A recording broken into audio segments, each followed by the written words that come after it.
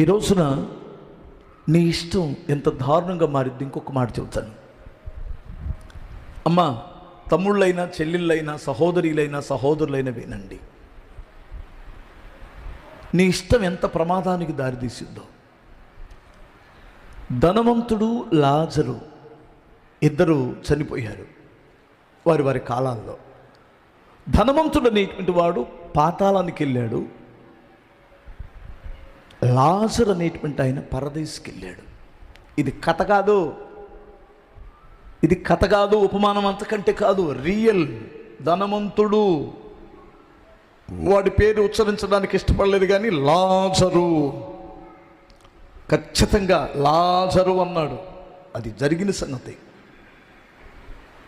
వీళ్ళిద్దరు చనిపోయిన తర్వాత ఏదో ఇక్కడ కార్యక్రమాలు, ఇక్కడ దినాలు తద్దినాలు బూరెలు సారెలు అయిపోతాయి కదా. ఈ మధ్యకాలంలో ప్రతి ఒక్కరికి ఇది ఒక ప్యాషన్ అయిపోయింది. నా చిన్నప్పుడు చాలామంది ఇళ్ళల్లో చూడాల, ఏదో పెద్దోళ్ళు గొప్పోళ్ళు ఏరున్న గిన్నెలో సట్లు తీసుకొచ్చి ఇచ్చేవాళ్ళు. ఇప్పుడు బువ్వక లేకపోయినా గిన్నెలు తేవాల. ఇంట్లో సరిగ్గా బువ్వ ఉండదు. మరి మనకు గిన్నెకి పోతే ఎలా, మనం కప్పేకపోతే ఎలా అంటున్నారు. అప్పు చేసి డబ్బులుంటే ఇవ్వండి. ఏంటమ్మా కోపం వస్తుందా నా మీద? స్తోత్రం చెప్పగలరా? వచ్చిన వాళ్ళకి క్యారేజ్ గిన్నె ఇవ్వాలన్నయ్య, వచ్చిన వాళ్ళకి అడుగు చెప్పి డబ్బులుంటే ఇవ్వండి, తప్పులేదు. లేదా ఒక ముద్ద అన్నం పెట్టి పంపించండి. ఎందుకని డబ్బులు ఖర్చు పెట్టుకుంటారు? అరే పిల్ల ఫంక్షన్కి గిన్నెవ్వాలా, పెళ్ళికి గిన్నెవ్వాలి, సత్య గిన్నెవ్వాలి. ఈ గిన్నెలు ఎక్కడ నేర్చుకున్నారు?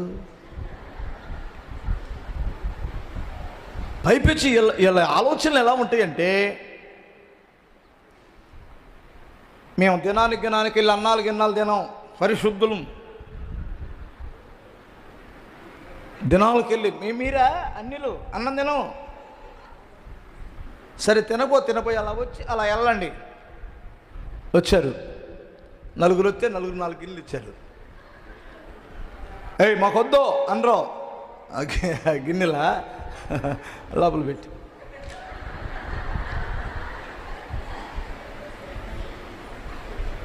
ఈ లోబీ బుద్ధి ఎంత పాడు చేసిద్దంటే అంత పాడు చేసిద్ది. నువ్వు అన్నం తిన్నాడువి, నీ గిన్నె ఎందుకు? సరే గిన్నె తీసుకున్నాడు, అన్నం తింటే ఏమైంది?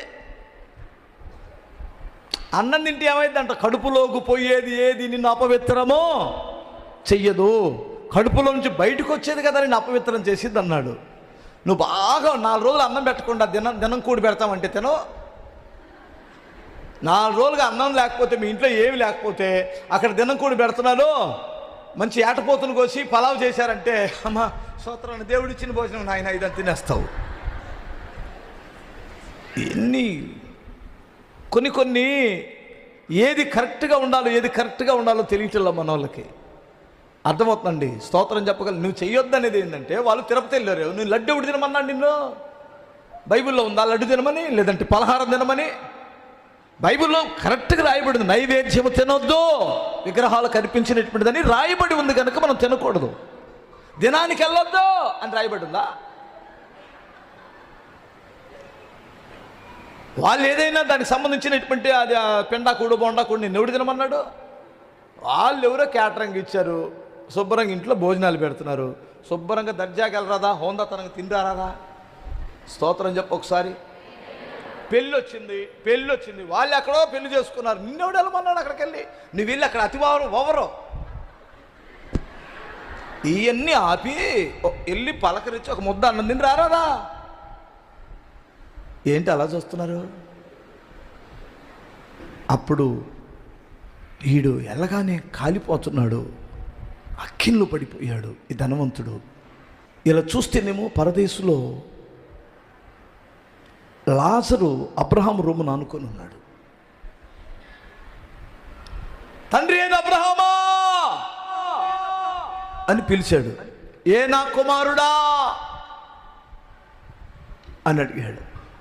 ఈడు అబ్రహాము తండ్రి అన్నాడంటే ఈడు క్రైస్తవుడా అన్యుడా? చెప్పాలి. క్రైస్తవుడే. ధనవంతుడు యాకోబు గాడో లేబు గాడో అయి ఉంటాడు. ఎవడో పేరు అదే పేర్లు. ఇది దేవుడు తెలిసి ఇడికి, లేదంటే తండ్రి ఏంటో తెలుసు. ఓ సారో, ఓ అబ్రా సారో, ఆ అబ్బాయి మా ఊరోడే లాజరు, ఆడేమో పరలోకానికి వచ్చాడు, నేను నరకానికి వచ్చాను సారు అంటే వాడు అన్నిడు. ఈడు తండ్రి అబ్రహామా అన్నాడు. ఇతడు నువ్వు అబ్రహాము కుమారుడే అన్నాడు కదా. ఇది విశ్వాసే, పిశాసేం కాదు. ఏనండి, నేనెందుకు ఇక్కడికి వచ్చాను? నా కుమారుడా, ఇక్కడ వారు అక్కడికి, అక్కడ వారు ఇక్కడికి దాటిపోకూడనట్లు మీకును మాకును మధ్యలో భయంకరమైన అగాధం ఉంది నాయనా. అయ్యో, అయితే దాటకూడదా? అగాధంరా. మరి పని చేయి, ఇక్కడ నీళ్ళు లేవు, ఒక్క చుక్క నా నాలుక మీద అడ్డమనండి, కాలిపోతున్నాను నేను. కాలేవాడికి గుర్తొచ్చేది ఏమిటంటే నీళ్ళే, బిర్యానీ కాదు. బిర్యానీ గుర్తురాదు, దొరకదనే సంగతి తెలుసు. ఆడి గ్లాసు నీళ్ళు ఇవ్వమంటలేదు, చెంబు నీళ్ళు ఇవ్వమంటలేదు.